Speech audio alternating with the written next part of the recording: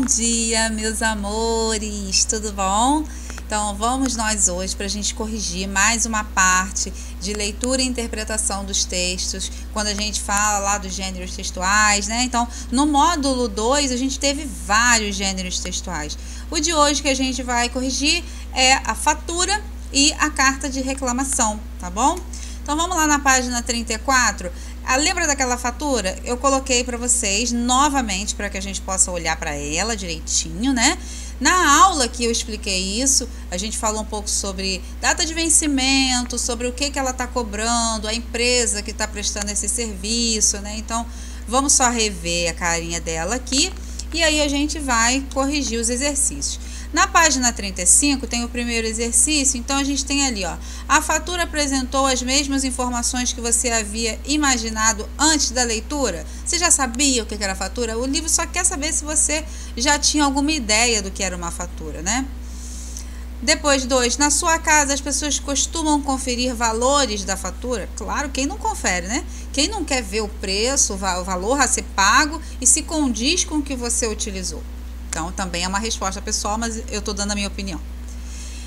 E aí, na número 1, a quem se destina a fatura de água apresentada na página anterior? Então, a pessoa que está sendo cobrada, tá? Aquela fatura. No caso, é a Cristina dos Anjos, que é a cliente. Depois, com que finalidade uma fatura de água é enviada a uma residência? Bom, é para ele verificar o que ele gastou, né? É para verificar os gastos do serviço que ele contratou. Número 3, contorne abaixo o dia em que foi utilizada a leitura do hidrômetro. Então, ó, foi feita a leitura no dia 15, tá? Depois, na página 36, assinale a alternativa que indica o consumo de água no mês da fatura. Então, tá dizendo lá que no mês da fatura foram consumidos 30 metros cúbicos. E número 5, releia o trecho da fatura. Então, tá lá, ó, SAIS, Serviço de Água e Saneamento, Rua dos Alfazeres, número 78, bairro Centro, Figueirópolis, Tocantins. E aqui tem um telefone também. Letra A, a que se refere as informações apresentadas? São as informações da empresa que está prestando o serviço, tá? Letra B, qual é a importância de apresentar o telefone? Bom, o telefone é para você entrar em contato, né? Então, se você precisa falar com algum atendente, reclamar, dizer que alguma coisa tá errada, você tem que ter um canal de contato e o telefone é para isso. Número 6, veja essa parte da fatura. Então, ó, tem o mês e o consumo. Mês e consumo. Tanto o consumo em metros cúbicos quanto o consumo em reais, tá? O valor. Que informações estão sendo apresentadas? Está sendo representada o quanto foi consumido em cada mês e o seu respectivo valor. Na letra B, com que objetivo essas informações são passadas em uma fatura? Bom, é para a gente ter uma noção o quanto você gasta, né? Se você gasta sempre, vamos supor, estava gastando 10 metros cúbicos, 11, 10, 11, aí de repente ela gasta 20. Alguma coisa aconteceu de errado, né? O que aconteceu? O que foi gasto? Então, é só para a gente ter uma noção do valor que está sendo feito, que está sendo pago, o valor que está sendo gasto. Na página 37, tem ali o código de barras, né? Então, isso aqui é muito comum nas faturas. Hoje em dia, a gente paga a fatura pelo celular, né? Antigamente, tinha aqui na lotérica ou no banco. Qual é a função, né, do código de barras? Então, o código de barras ele é único.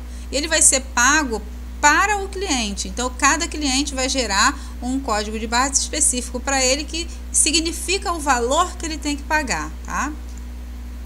E número 8, pesquise em sua casa uma fatura mensal de algum serviço. Isso aqui é só para vocês identificarem ou uma fatura de cartão de crédito, ou uma fatura de água, de luz, enfim. Só para vocês identificarem nessa fatura as informações que a gente viu nessa do problema, né? Nessa do livro, né? Então, vocês veriam a de vocês. Então, isso aí é uma questão pessoal, cada um ia lá ver a sua, tá? O próximo texto que a gente vai ver é sobre a reclamação, é uma carta de reclamação. No caso dessa cliente, a Cristina, ela se sentiu lesada por uma cobrança que ela achou que era indevida, que vinha muito mais do que ela estava sempre pagando e ela achou que estava errada essa cobrança. E tem uma maneira correta de fazer essa escrita dessa carta, né? Então eu coloquei novamente aqui só para a gente relembrar o quanto que ela foi... utilizou de educação, uma norma culta, né? Utilizou das palavras corretas, tem ali, ó, prezados senhores, novamente, a gente fala aqui, da outra aula eu também falei, que se utiliza de uma linguagem respeitosa, porque você não está falando com seu amigo, você está falando com um representante de uma empresa ao qual presta serviço para você, então você tem que falar de uma maneira respeitosa, porque não é uma pessoa que você conhece, né?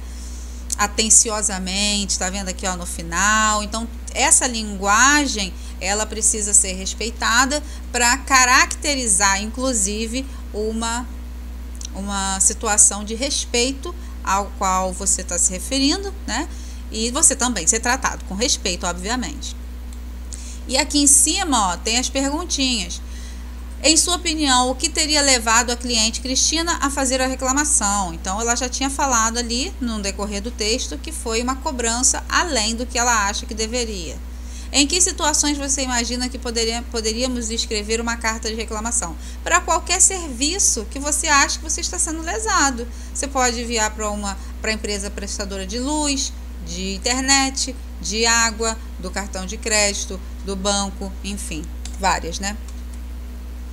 Na página 42, a gente viu lá, interpretação oral. Sua hipótese sobre o motivo da escrita foi confirmada pela leitura do texto? Ou seja, quando você respondeu aquela pergunta, depois lendo o texto, era aquilo mesmo que você tinha pensado? Tá? Espero que sim. E se você tivesse recebido uma fatura do mesmo problema, o que você faria, né? Como que seria escrito? Seria da mesma forma, né? Então, se não, ali é uma boa oportunidade para a gente ver o modelo de uma carta de reclamação escrita de forma correta.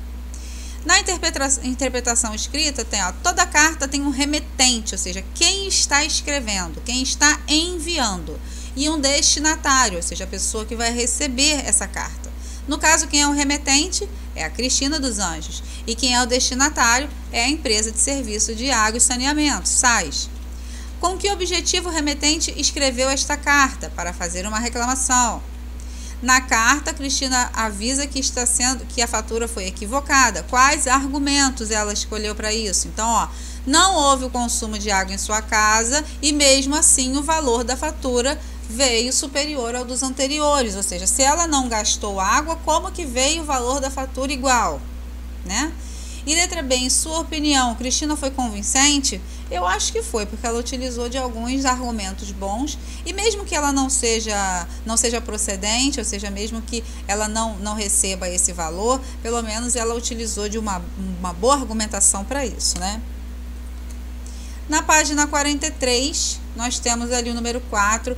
No início das cartas, costuma ser empregada uma saudação. Identifique a saudação. É prezados senhores.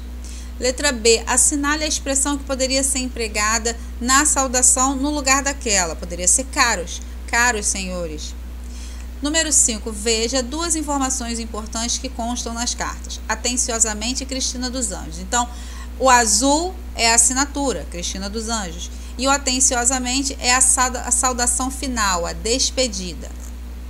E a número 6, assinale as situações em que também poderíamos escrever uma carta de reclamação. Então, quando compramos um produto com defeito ou quando contratamos um serviço e ele não corresponde à qualidade, ao que se foi prometido, tá?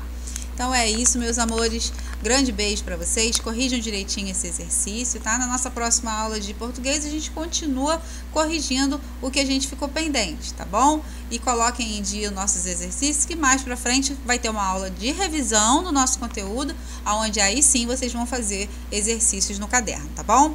Grande beijo para todos, fiquem com Deus e até o nosso próximo encontro.